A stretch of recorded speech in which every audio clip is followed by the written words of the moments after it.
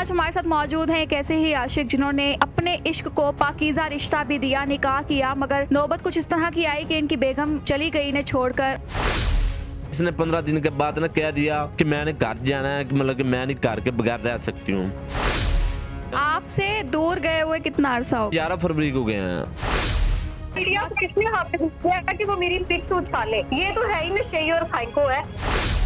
मैंने तो उसको कहा है कि जब मीडिया बुलाओ तो मैं आ जाती हूँ विद एविडेंस एंड प्रूफ। उसने कहा है कि मैं उसके दोस्त के साथ भागी हूँ, फर्स्ट वाली वीडियो में इसने वो कहा। अभी भी कह रहे हैं ये। मैंने फिर भी शादी को टाइम देना चाहा, इसकी मार भी सही है, मैंने हर चीज सही है, लेकिन ये बंदा फिर भी बात नहीं आया अपनी हरकतों से। आइस करता खुद भी और मुझे भी जबरदस्ती आइस पिलाता था। अस्सलामुअलैकुम जी, वॉइस ऑफ पाकिस्तान के साथ मैं हूँ आपकी मेज़बान मरियम इकराम। जी नाज़रीन, एक डायलॉग तो आपने सुना होगा, क्या कहा, इश्क कर बैठे इन्ना लिल्लाहि व इन्ना इलैहि राजिऊन।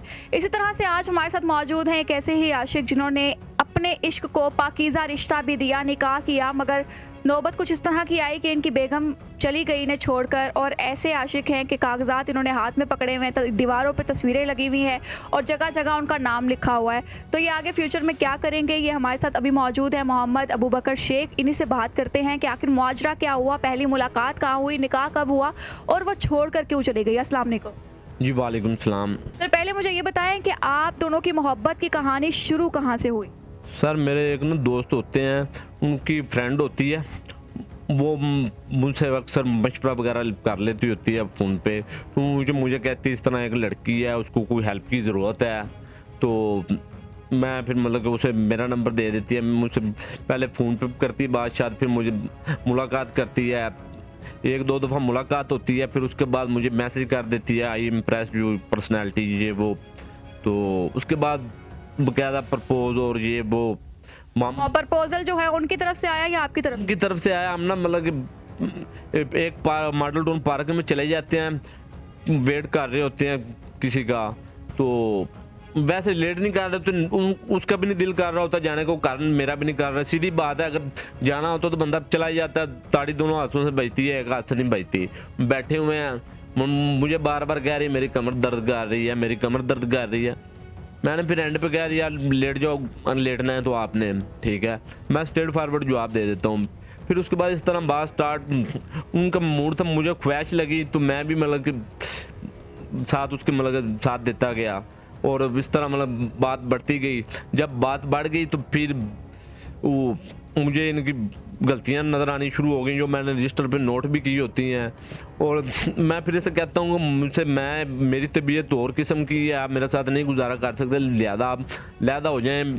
मैंने ये एक्सपीरियंस किए हुए हैं। ये अलैदगी का जो आपने बात की है, ये निकाह के बाद है या पहले? ये मतलब चलने से भी पहले की मतलब पहले। अच्छा, अभी तक निकाह नहीं हुआ? निकाह नहीं हुआ, अभी कुछ चले भी नहीं है, मतलब 4 मामला, कुछ गलतियां आपके सामने आना शुरू। मैं कह देना मैं इस तरह की तबीयत नहीं है, आप मतलब कि बाद में मैं भी तंग रहूँगा, आप भी तंग रहेंगे। नहीं, इसने नमाज़ें पढ़नी शुरू कर दी, मैं ये आपके लिए वो करूँगी। मुझे पता है मतलब कि हकीकत से मैं काफ़ी गुजर के आया हूँ, तो नहीं होना। फिर भी मैं फिर अल्लाह पे मैं सब्र करके चल पड़ता हूँ। चलते गए हैं, फिर मतलब गलतियाँ होती गई। मैंने कहा शायद इसके में ये महसूस हो रहा हो कि पता नहीं बंदा छोड़ जाते हैं, ये हो जाते हैं। मैं चलो निकाह करते हैं, शायद उसको फील हो, खुद चेंज हो जाए। जो भी होगा होना तो रब की मर्ज़ी की तरफ ही है, मजमैश भी हो सकती है। तो मैंने मतलब निकाह किया। फिर उसके बाद निकाह के गवाह कौन थे? सर वो बहन जानने वाले हैं, भाई भी हैं, दोस्त भी हैं। मतलब कि आपकी फैमिली या लड़की की फैमिली में से कोई था? फैमिलियां दोनों की नहीं थी। तो कहना गलत नहीं है कि आप दोनों ने भागकर शादी की? नहीं, गलत तो नहीं है, इस्लाम में हक क्या है। मतलब भाग के की थी ना? भाग के नहीं की, मतलब कि वो लाहौर में इधर स्टडी कर रही थी, पढ़ रही थी, ठीक है। और इस्लाम में भी हक क्या है, मतलब खुद कर सकता है। इसने 15 दिन के बाद ना कह दिया कि मैंने घर जाना है, कि मतलब कि मैं नहीं घर के बगैर रह सकती हूँ। ये बाकायदा तौर पे बार बार कॉल्स आ रही हैं और ये बंदी क्या चाह रही है ये हम नहीं जानते हैं। और ये कॉल्स, वीडियो कॉल्स जो हैं वो मुसलसल इन्हें आ रही हैं। इसका भी मामला हम जानेंगे कि आखिर ये क्या मामला है कि अभी तक इंटरव्यू में 70 कॉल्स आ चुकी हैं और छोड़कर भी जा चुकी है।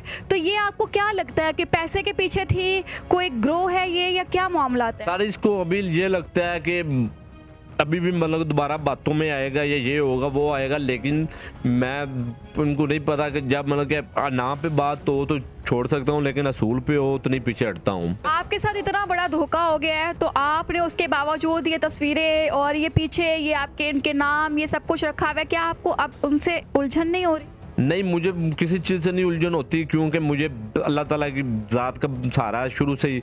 मतलब शुरू से तो नहीं, मतलब कि शुरू से मैं भी नहीं काफ़ी मतलब कि भटका हूँ, लोगों पे यकीन किया, लेकिन काफ़ी देर से मैंने छोड़ दिया यकीन करना। तो किस शहर की है, लाहौर की या किसी और? ये मेरी वो दरखास्त भी है कि मैं एक दफ़ा ऐसे इंटरव्यू के साथ इनके गांव जाना चाहता हूँ, ठीक है, उधर से जाके गांव वालों को भी मतलब कि उनकी असलियत या मतलब कि जो है वाज़ह करना चाहता हूँ, ठीक है। और ये है तहसील कामों की और डाकखाना वांडू और आगे गांव है। मैं मुसलसल देख रही हूँ कि एक इरिटेशन जो है वो कॉल्स की आ रही है और वो इनकी बेगम ही इन्हें बार बार फ़ोन कर रही है। उनकी तरफ से कोई आपको ऑप्शन नहीं मिला कि लाइक वो वापस आना चाहती हैं या फिर ये सब? वापस नहीं, वो डिस्टर्ब और मतलब ट्रैक मतलब कि पता नहीं क्या चाहते हैं, मैं क्या करूं अब। मुझे उस दिन से काफ़ी दिनों से मैं आ रही हूँ, मैं घर की सफाई करके जा रही हूँ, घंटे के लिए आऊँगी, ये करूँगी, मैं हर रोज कोई ना कोई नया। आपसे दूर गए हुए कितना अरसा हो गया? ये 11 फरवरी को गए हैं। फ़ोन मुसलसल जो है वो बज रहा है। और जी अस्सलाम वालेकुम। वालेकुम सलाम। मैं आपसे एक बात करना चाह रही हूँ। जी बताएं।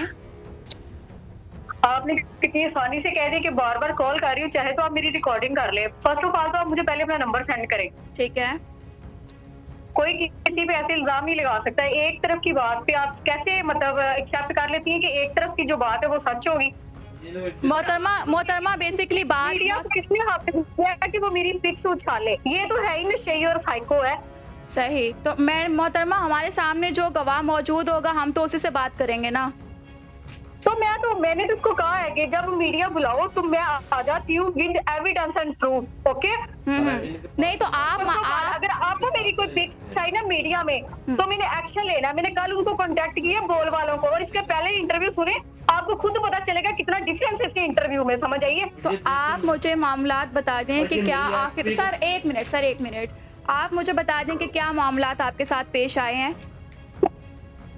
नहीं, मैंने जब इसको कहा था कि जब तुम्हारे पास इंटरव्यू के लिए आए तो मुझे क्यों नहीं बुलाता ये? वैसे तो मेरी डेली वो सर अभी भी कह रहे हैं कि आप आ जाएं, उन्हें कोई मसला नहीं है।